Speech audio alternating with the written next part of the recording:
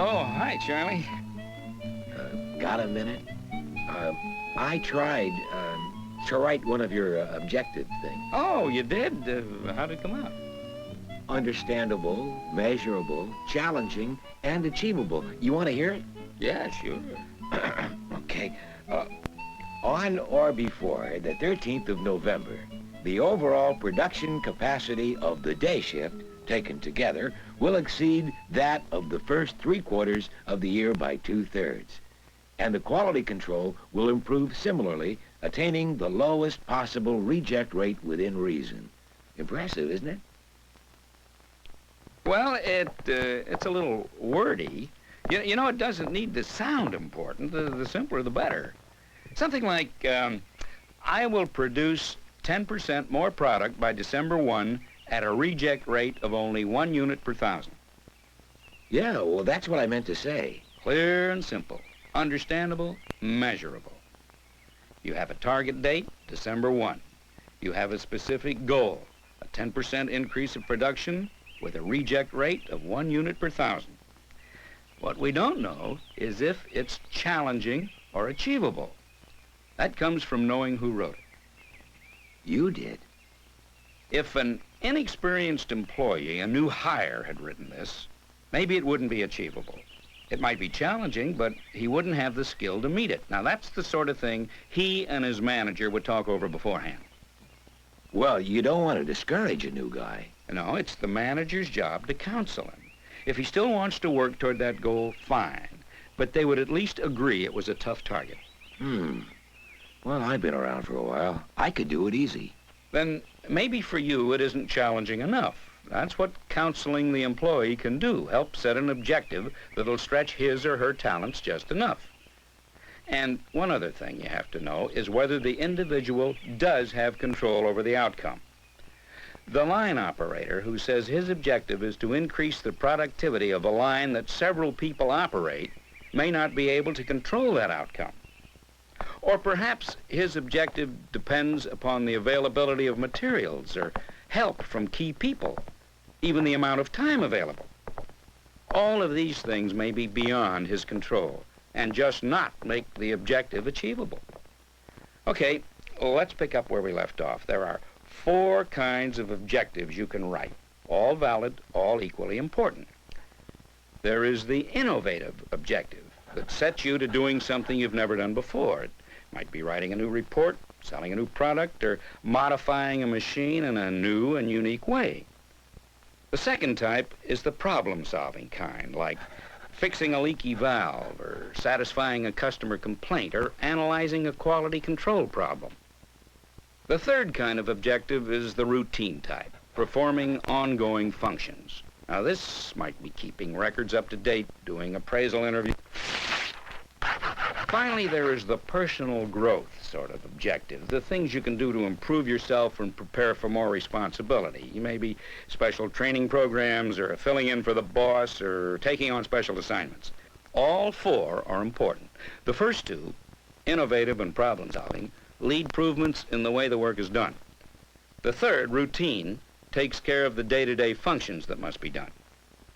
And the last, personal growth, can help you become more valuable as a company resource and as an individual. Unfortunately, this last category is often overlooked because the boss forgets his responsibility to develop employees.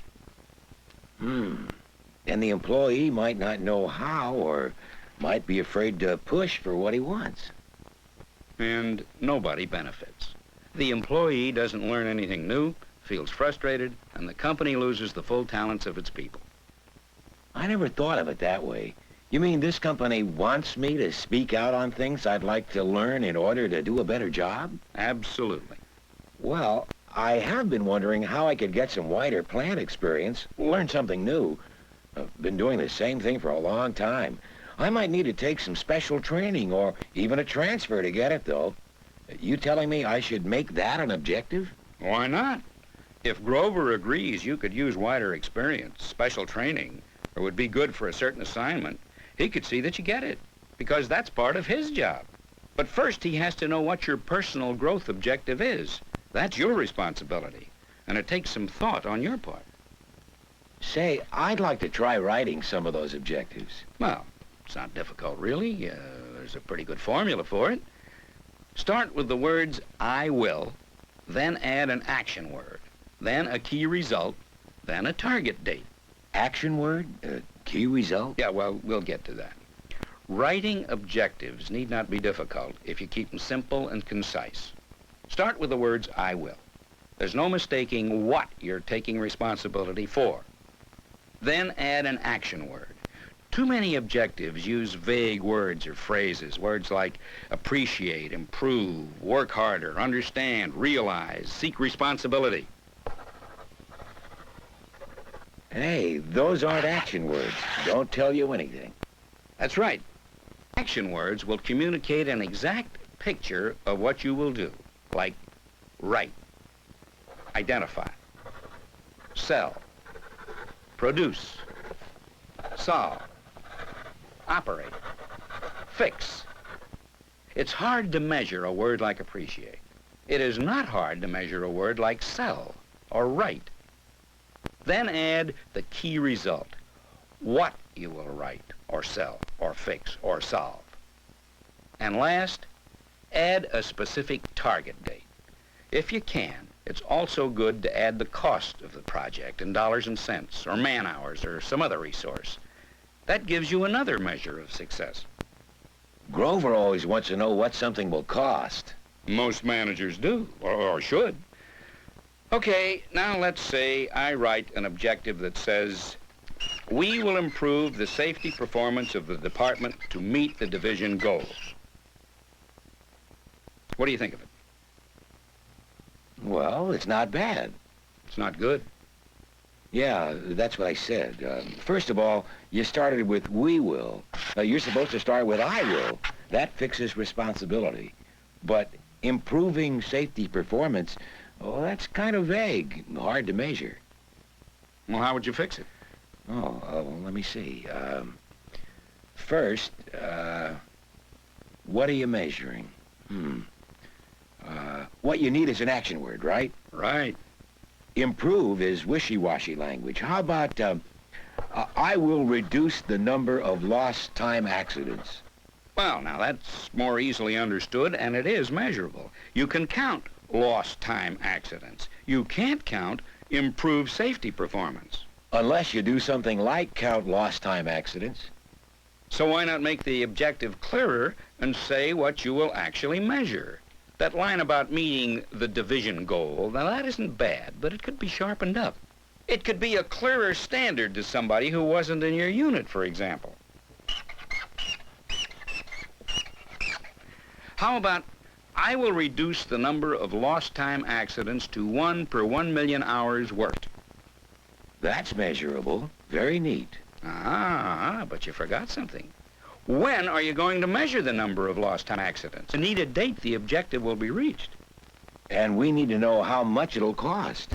So the whole objective would read something like, I will reduce the number of lost time accidents to 1 per 1 million hours worked by August 1 at a cost of 4 man-hours per week. You did very well there. It's concise, understandable, and measurable. What about achievable or challenging? Well, I guess that depends on the person writing it and his boss. The two of them talking it over. Yeah? I think you got the idea. I'll buy you a cup of coffee. I'll be there in a minute. I'm going to write down a few of these for myself.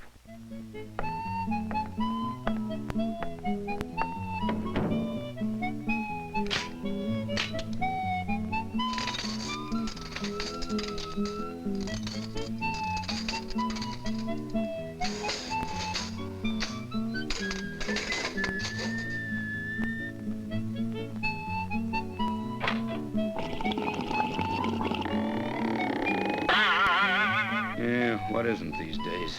Well, I'll take it anyway.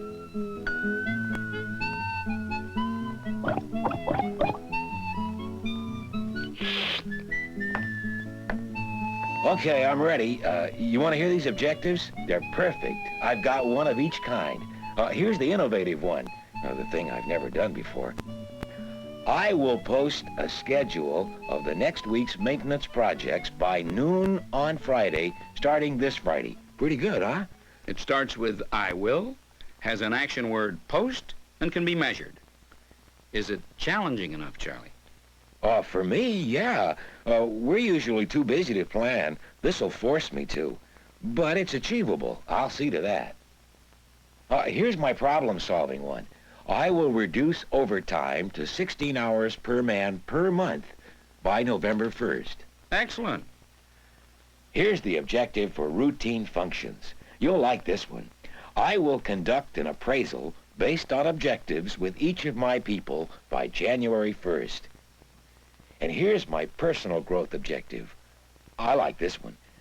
I will get wider plant experience by taking special training in or getting it transferred to the scheduling function by March 1st. Hey, they're all good, Charlie. Have a cup of coffee. I'm going to try the celery tonic.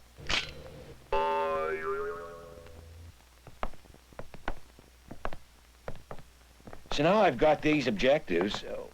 What do I do with them? You show them to Grover. I really have to, huh? And they're no good to you without his agreement. Make a copy for him and one for you. They don't need to be fancy or even typed. Just leave room to take notes. Then read your objectives one by one to him. I thought he had a copy. Reading them will help clarify the objectives and emphasize they're really yours. Then you discuss them. Now, don't be discouraged if Grover wants to change or add to or even drop an objective. What's important is discussing and agreeing on the objectives. In fact, the best lists of objectives may be the most marked up. Well, Grover's a real hard-nose. Yeah, I understand, but try not to agree just for agreement's sake. And don't give in saying you're the boss when you have strong feelings about an objective. He needs to know. And if he's a good manager, he'll take your feelings into account. And when you reach agreement on the objectives, that's what you'll be held accountable for. So take the time to do a complete job. But once we agree, what happens if something goes wrong? Like the supplies don't get there, or someone is sick? Well, then you've got to change the objectives.